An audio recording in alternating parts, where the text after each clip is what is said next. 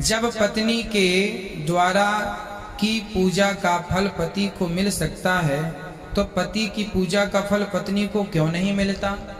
ये आपको किसने कहा कि नहीं मिलता? पति के द्वारा किया गया पुण्य, पति के द्वारा किया गया दान, उसका फल बिना कुछ किए अपने आप आधा पत्नी को मिल जाता है। परंतु पत्नी जो भी पुण्य करती है वो पुण्य चाहेगी, उसकी मर्जी होगी तो वो पति को दे सकती है, नहीं तो वो अपने से नहीं जाता। पत्नी अपना पुण्य पति को देगी तो जाएगा, नहीं तो नहीं जाएगा। पर पति का पुण्य अपने आप पत्नी के खाते में चला जाएगा। आपको शायद किसी ने गलत जानकारी दी है, आप उल्टा कह रही हैं। पति का पुण्य पत्नी के खाते में अपने आप नेचुरल स्वभाव ईश्वर की तरफ से चला जाता है। पत्नी को अर्धांगिनी कहा जाता, पति के द्वारा किया हुआ पुण्य पत्नी के मिलता है। और पत्नी का पुण्य चाहे तो पति को दे दे, ना चाहे तो अपने। रत्नाकर ने अपनी बीवी बच्चों से पूछा, पत्नी और बच्चों से पूछा, क्या तुम मेरे पाप में शामिल हो? मैं लूटता हूं, मैं लोगों को मारता हूं, मैं ये करता हूं, तुम्हारा पेट भरने के लिए मुझे ये सब करना पड़ता है, मुझे सच्ची सच्ची बताओ, क्या तुम मेरे इस पाप में शामिल हो? तो पत्नी और बच्चों ने क्या जवाब दिया? पत्नी ने कहा, मैं जिस दिन अपने मायके का घर छोड़ के आई उस दिन से आपकी जिम्मेदारी है कि आप मेरा पेट कैसे भरेंगे। ये आपकी जिम्मेदारी है। मैंने कभी नहीं कहा कि आप चोरी करो, आप किसी को मारो। मैं आपके पाप में शामिल नहीं हूं। और जितने भाई लोग यहां बैठे हैं आपके लिए बहुत अच्छी जानकारी दे रहा हूं, ध्यान से सुनना। बहुत मस्त जानकारी है, जीवन भर याद रखना। सच्ची में बहुत गजब की जानकारी है आपके लिए। बता दूंगे? नहीं बता देता हूं। यहां पर देखो देवियों की संख्या कितनी है और भाइयों की संख्या कितनी है। इसका मतलब भाई कमाने में लगे हुए हैं और माताएं कौन सा कमाई कर रही हैं? राइट, परलोक की सुंदर कर्मों की। अब सुन लो, भाइयों के लिए एक बहुत अच्छी न्यूज है मेरे पास, ब्रेकिंग न्यूज, सच्ची में ब्रेकिंग न्यूज। वो क्या है बताऊं? व्यक्ति पुरुष जो सत्कर्म करता है, जो भी धर्म करता है, बिना पति के मर्जी के भी पत्नी को उसका कर्म का 50% फल मिल जाता है। बजा लो, देवी तो बजा ही सकती है, जोर से बजाओ ना। हाँ ऐसे। अब रखो, शांति रखो। हाँ, आपके लिए तो अच्छी बात है, कसम से। देवियों के लिए तो बहुत अच्छी न्यूज है। देवी कथा ज्यादा सुनेंगे तो इन्हीं की अच्छी न्यूज सुनाऊंगा। भाई लोग जो भी अच्छा कर्म करते हैं बिना पत्नी के मर्जी के, बिना आपकी मर्जी के, उनको 50% लाभ मिल जाता है। किनको? देवियों को। पहली बात। दूसरी बात, पत्नी जो अच्छे काम करती है उसका 1% भी पति को नहीं मिलता। अब नहीं बजाएंगे भाई, मुझे पता है भाई थोड़ी बजाएंगे अब ताली। तुम तो बजाओ, तुम्हारे लिए तो अच्छी न्यूज है। माता तुम्हारे लिए बहुत अच्छी न्यूज है ये। हमारे साथ, मैं नहीं कह रहा हूं, ऐसा नहीं है कि मैं कह रहा हूं तो ये झूठ हो जाएगा। ये हमारे शास्त्र कहते हैं, ये संविधान है। जैसे भारत का संविधान है वैसे भगवान का संविधान है। भाई लोग सत्कर्म करें, अच्छे कर्म करें, पुण्य का कर्म करें, उसका 50% माताओं को लगता है। और माताएं कुछ भी करें, मतलब पुण्य के काम, तो उसका 1% भी पति को नहीं लगता जब तक वो संकल्प न कर दें। एक और अच्छी बात, उससे भी सबसे बड़ी बात। क्यों साहब, डर लग गया क्या? डर गए क्या? अच्छा राधे राधे बोलना पड़ेगा। लग जाता है ना डर, पाप के नाम पे अच्छे अच्छे डर जाते हैं साहब। नहीं उनको कोई और काम। सुनो, इन सबसे ऊपर की एक और बात, पत्नी जो भी पाप करती है उसका 50% पति को लग जाता है।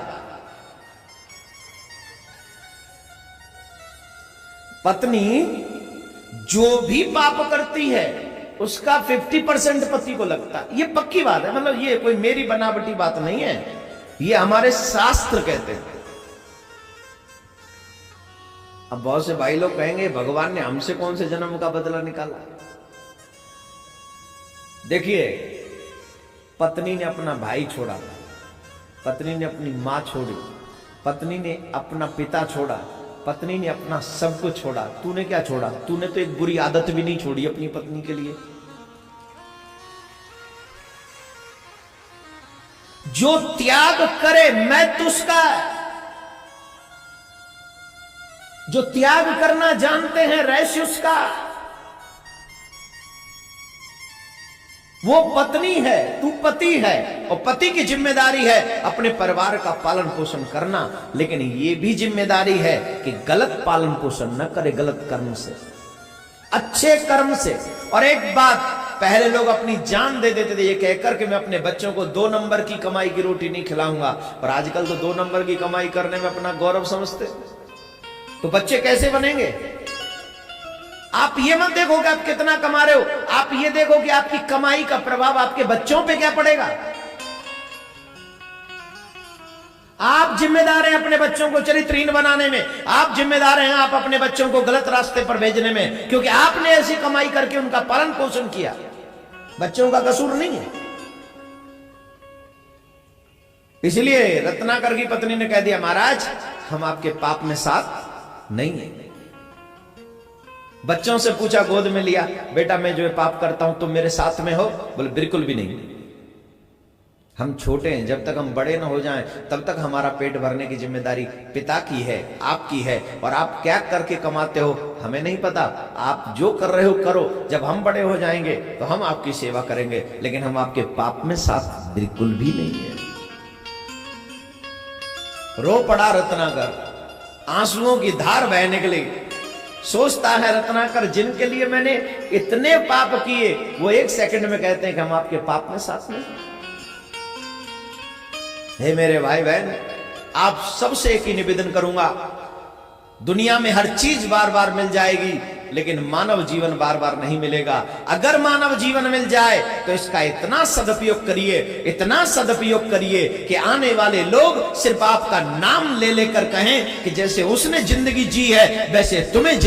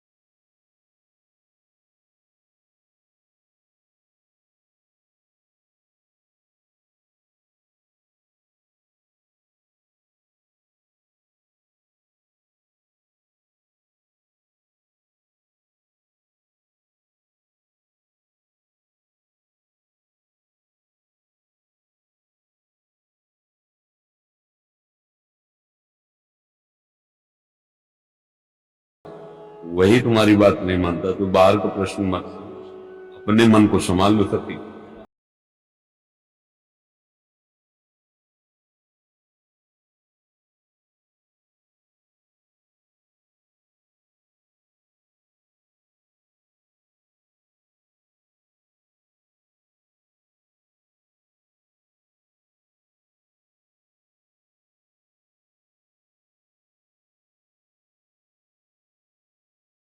कटु वचन बोले, पूरा मटका पानी को ऊपर फेंक दिया। हो गए भाग्यवान, हमने तो सुना था जो गरजते बरसते ले, तो गरजी भी है बरस। बिठल बिठल।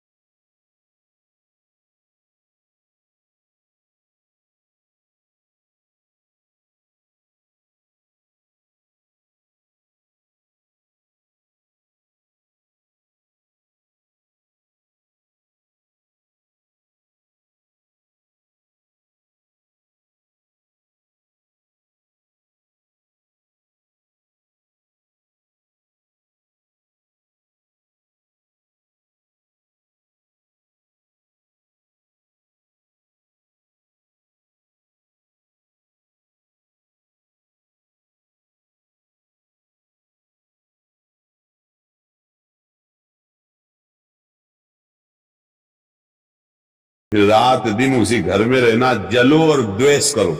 भजन वजन तो सब चला जाएगा, तेरे दिन लात जूता होंगे, कोई मार्ग नहीं मिलेगा।